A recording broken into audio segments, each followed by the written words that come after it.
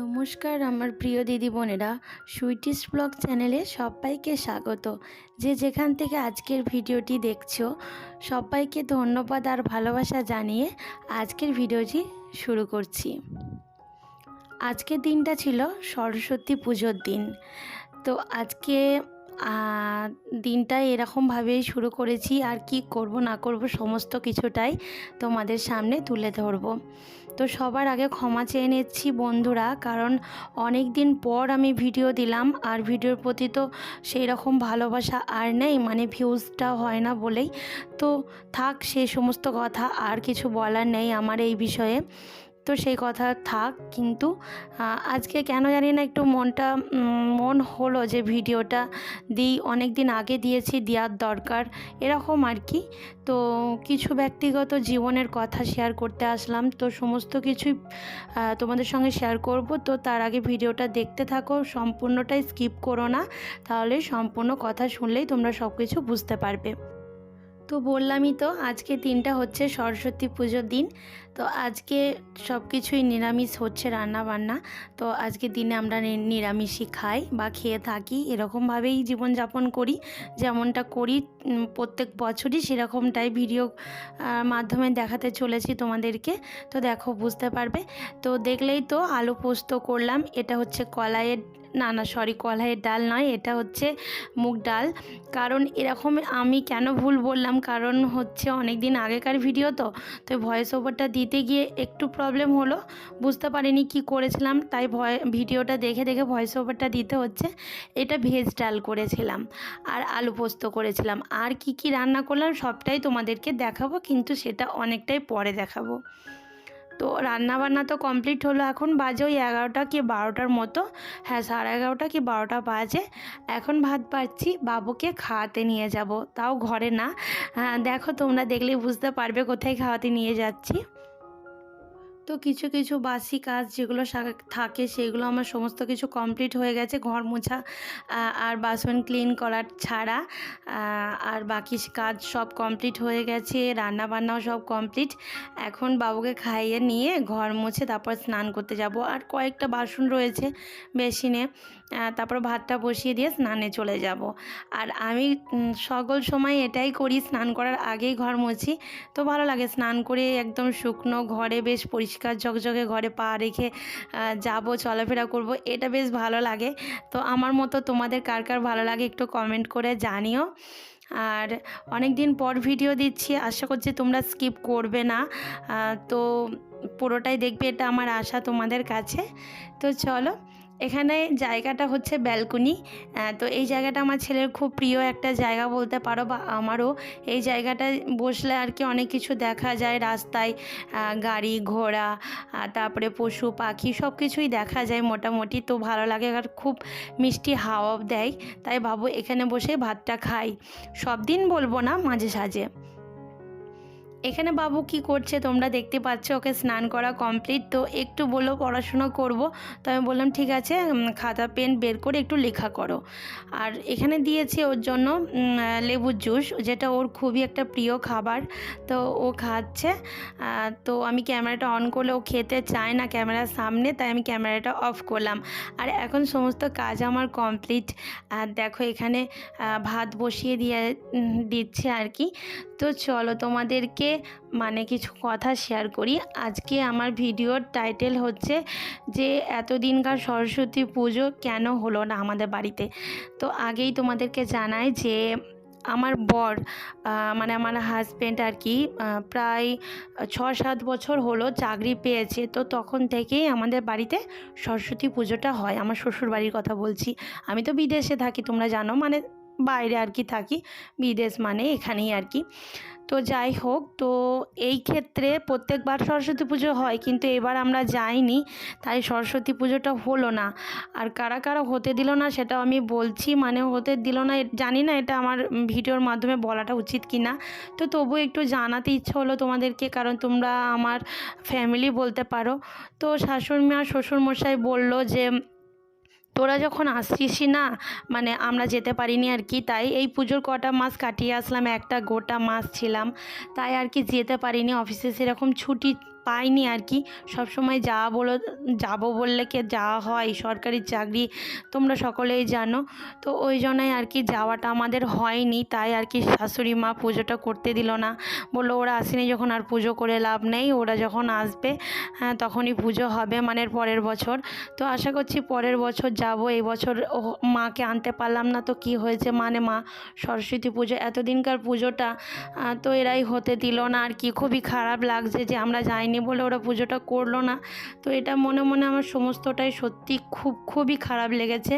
তো মনে মনে এটাই ভেবে রেখেছি কোনো পুজোতে যেতে পারি না পারি সরস্বতী পুজোতে যাব, কারণ এতদিন মা আমাদের বাড়িতে আসে, আজ আসতে পারলো না, জাস্ট আমরা যাইনি বলে। তাই তো খারাপই লাগলো। চাইলে কিন্তু ওরা পুজোটা করতেই পারতো, তো বাড়িতে আমরা নেই তো কী হয়েছে, আরও অনেকেই ছিল।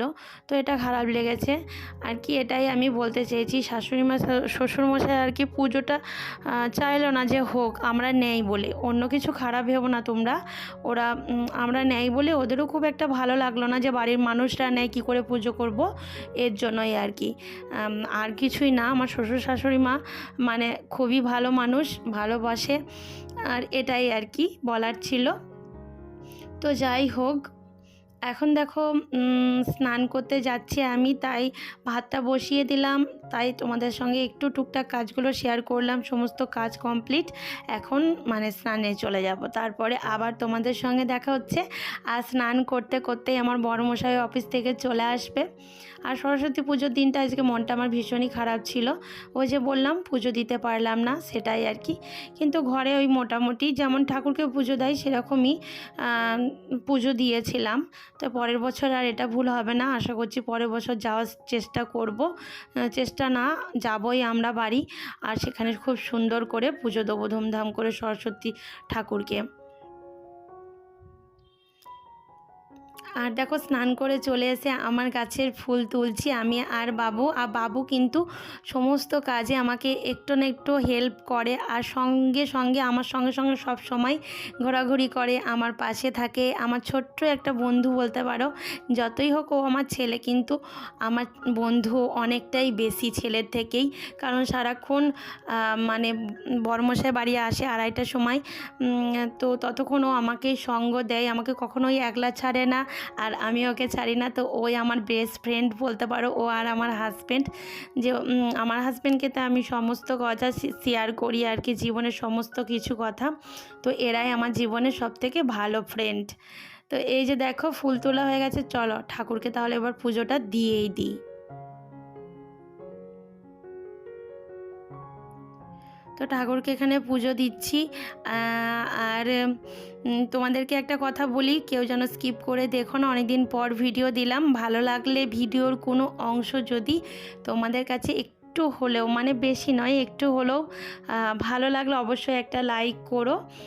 আর যদি খুব বেশি ভালো লাগে তাহলে চ্যানেলটিকে সাবস্ক্রাইব করতেও পারো। তো এখানে দেখতে পাচ্ছ পুজো দেওয়ার পর এখন খাবার বাড়তে চলে এসেছি। স্নান কমপ্লিট, এখন এটা স্যালাড মানে মাখিয়ে নিচ্ছি। স্যালাডটা তোমরা এরকমভাবে কি কেউ মাখাও বলো তো একবার, তোমরা কমেন্ট করে জানিও, ঠিক আছে। এরকম শসা কুচি, তারপরে লঙ্কা কুচি, আজকে বললাম না নিরামিষ খাবো তাই পেঁয়াজটা দেওয়া হয় না, তাই অন্যান্য দিন পেঁয়াজটা দিই। গাজরটা দিইনি, গাজর আমার খুব একটা পছন্দের জিনিস নয়, আমিও খাই না বা আমার হাজব্যান্ডও অত পছন্দ করে না। তাই টমেটো, কাঁচা লঙ্কা আর শসা দিয়েছি, আর এর মধ্যে পরিমাণ মতো একটু লবণ দিয়েছি, আর কাঁচা সর্ষে তেল দিয়ে একটু মাখিয়ে রাখবো। এটাতে এত টেস্ট হয়, তোমরা একবার এরকমভাবে বানিয়ে দিও। কাঁচা সর্ষে তেল মানে এরকমভাবে বানিয়ে দেখো, খুব সুন্দর লাগে।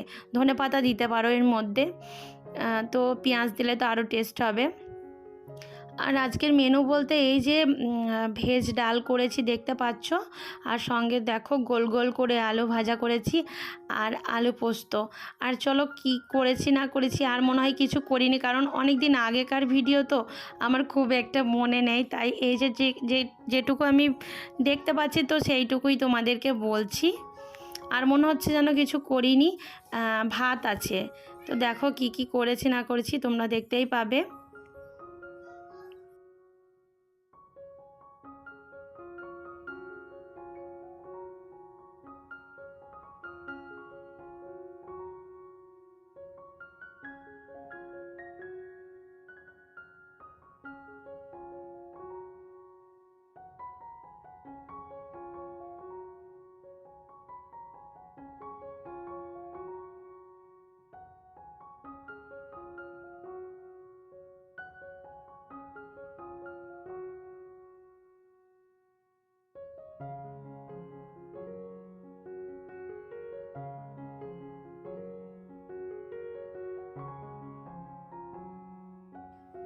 তো এই যে ভাতটা বেড়ে নিচ্ছি, আর বরমশাই ওখানে বসে পড়েছে, ওকেও খাবারটা দিয়ে দেবো, সবাই একসঙ্গেই খেয়ে নেব।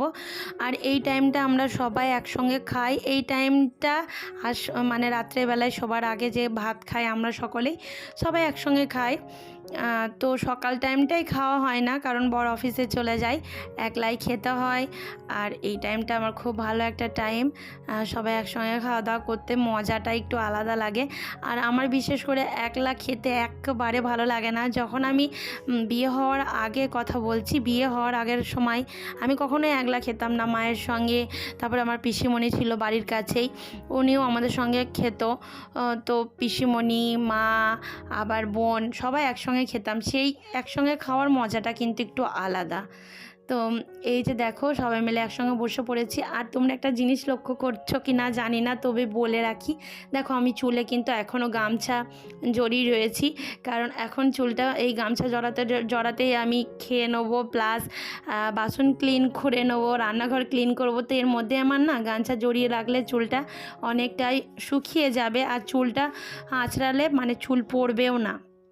তো তোমরা কিন্তু ভিজে চুল কখনোই আঁচড়িও না, তো ভিজে চুল আঁচড়ালে খুব চুল পড়ে। তো তোমরা এরকমভাবে জড়িয়ে রেখো, এক ঘন্টার মতো জড়িয়ে রাখলেই চুলটা অনেকটা শুকিয়ে যাবে। তারপর তোমরা আঁচড়িয়ে নিতে পারো, তাহলে চুলটা বেশ ভালো হয় আর ভাঙেও না। তো আমরা দুজনকে খাইয়ে দিলাম, দেখতেই পেলে, কারণ এটা আমাদের অনেক দিনকার অভ্যাস, একদম বিয়ের পর থেকে বলতে পারো। তো সেই নিয়েও একটা গল্প আছে, তো সেটা আর আজকে বললাম না।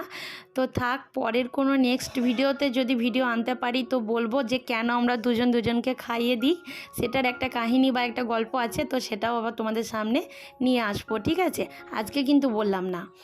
হ্যাঁ, তো দেখো এখন সন্ধ্যা লেগে গেছে, সন্ধ্যা এই 6টা মতো বাজে। তো সন্ধ্যার সময় আজকে করতে হয় কলাই সিদ্ধ। তোমাদের এই নিয়মটা কার কার আছে জানিও কমেন্ট বক্সে, আমাদের তো আছে।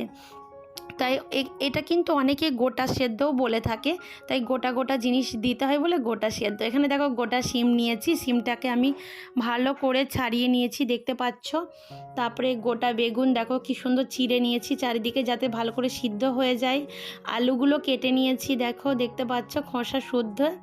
আরও অনেক কিছুই দেয়, কুল দেয়, তো আমি এখানে অনেক কিছুই পাইনি, এখানে যা যা পেয়েছি আমি সেগুলো আর কি দিয়েছি। এখানে ভাজা কলাই রয়েছে, আর রয়েছে মটরশুঁটি। তো এইগুলোই আমি দিয়ে আজকে কলাই সিদ্ধটা বানাবো। তো চলো আজকে তোমাদেরকে দেখাবো আজকে মানে আমি কলাই সিদ্ধটা কেমনভাবে বানিয়ে থাকি। তো তোমরা সবাই তো জানো কলাই সিদ্ধ একটা নর্মাল জিনিস, এটা কেমনভাবে বানাতে হয়। তো চলো তোমাদেরকে দেখাই কেমনভাবে বানাতে হয়। এই জিনিসগুলো আমি মিশিয়েছি কলাই সিদ্ধতে। চলো তাহলে জলটা বসিয়ে দিই, গরম হোক জলটা। তো এই যে দেখো জলটা হালকা মতো গরম হয়েছে, আর আমি কলাইগুলো ভাজাই ছিল, কলাইগুলো আমি এখন ধুয়ে ভালো করে না দিতেই দেখো ফুটে গেছে, কত সুন্দর ফুটছে। এবার কলাইটা ভালো করে সেদ্ধ হতে হবে। আর এই টাইমটায় গ্যাসটা খুব কমিয়ে দিয়ে ঢাকা চাপা দিয়ে সিদ্ধ করে নিতে হবে কলাই সিদ্ধটা। আর রিচুয়ালস আছে, মানে নিয়ম বলতে পারো, যে কালকে শীতল ষষ্ঠী, মানে আজকে কলাই সেদ্ধ মানে সরস্বতী পুজোর পরের দিনই শীতল ষষ্ঠী থাকে, মানে সমস্ত কিছু বাসি খাবার খেতে হয়, ঠান্ডা খাবার খেতে হয়। তাই আজকে ভিজে ভাত করে রাখবো, অনেকটা ভাত করেছি, বড় হাঁড়িতে চাপিয়েছিলাম, দুপুরবেলায় দেখেছো। তো অত বড় হাঁড়ি আমাদের লাগে না। তো এটা কালকে সারা দিন খেতে হবে এই কলাই সেদ্ধ। তারপরে আলু ভাজা করে রাখবো, আজকে যেসব জিনিসগুলো নিরামিষ করে রাখবো কালকে সেগুলো খেতে পাবো, মানে কালকে উনুন ধরাতে নেই হিসাব মতো। তো এখানে দেখতে পাচ্ছ আমি সমস্ত কিছু সবজিগুলো দিয়েছি, এবার ঢাকা দিয়ে দেব, তারপর ফুটতে দেব, ফুটে হয়ে যাবে আমার কলাই সিদ্ধ। আর নুন দিয়ে করলে হবে না, আনুনাই করতে হবে, যখন খাবো তখন নুন দিয়ে মাখিয়ে নিতে হবে।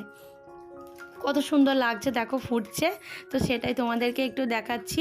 তো শীতল ষষ্ঠীর জন্য আগে থেকে প্রিপারেশনটা নিয়ে নিলাম, এই সমস্ত কিছু করতে হয়।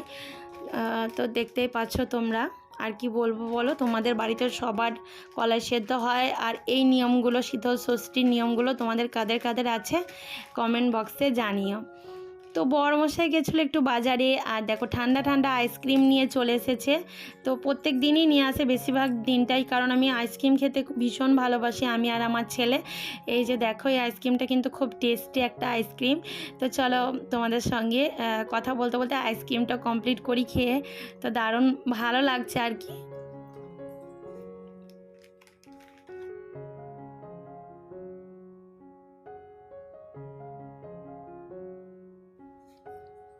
তো আইসক্রিম খাওয়া কমপ্লিট, আর এখানে দেখো আমি আলু আর মটরশুঁটি দিয়ে একটা নিরামিষ তরকারি করে রেখেছি, আলু ভাজা, আর এই যে কলাই সিদ্ধ, আর ভাত তো করাই আছে কালকেকার জন্য। এই রান্নাগুলো সবই কালকে খেতে হবে।